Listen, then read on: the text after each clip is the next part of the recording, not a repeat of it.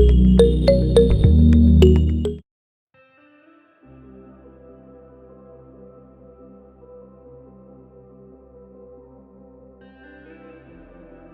guys, welcome to my channel Lush Gardener. I hope you guys are fine and are safe. So in today's video I wanted to talk a little bit more about sunburn, because a lot of people say that why is it necessary to blow off the water from the succulents. Now here you can see majority of my succulents are doing absolutely fantastic, but over here I have a small little issue.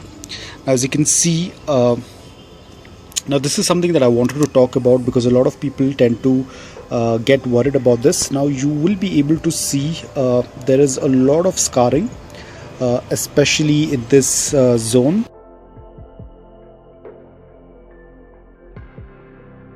And as you can see, there is so much of scarring on the crown area because this is where there was a lot of water sitting, and I completely forgot about it. It becomes a little difficult to blow off water from all of the succulents.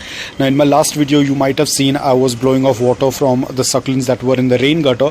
Now it's not a everyday thing that I tend to do because I usually have a plastic sheet on, but on that day I did not have the plastic sheet on and the water happened to fall on them, the rainwater happened to fall on them, so I had to sit and blow off all the water from the leaves. But ideally that is not something, or that's not a everyday routine, because I usually have a plastic sheet on.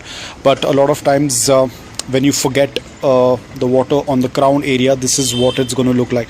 Now a lot of people also think that this is some kind of mold or fungus or some kind of infestation. I have seen such images on Facebook, and people have recommended to put fungicide and insecticide.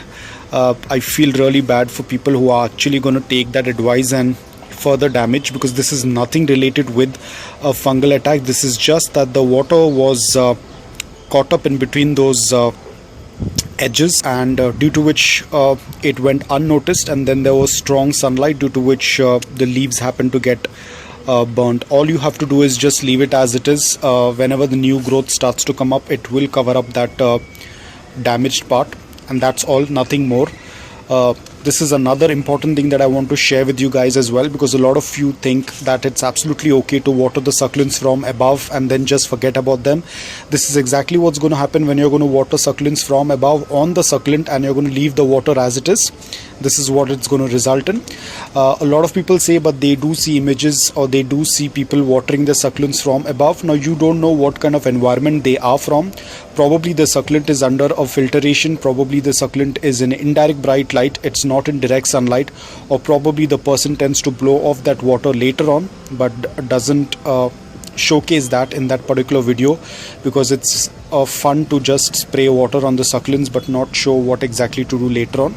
But this is what I can show you honestly. This is what happens if you are going to leave water on the succulent. Thankfully this is just a burn, otherwise a lot of times the succulents can even get rotted if there is water left on the crown area. So you have to be extremely careful, because I know it's very cool to take a garden hose and shower all of your succulents. It looks very cool, it comes out really well in the videos, but this is what you're going to end up with. So be extremely careful. Think wisely before you do anything.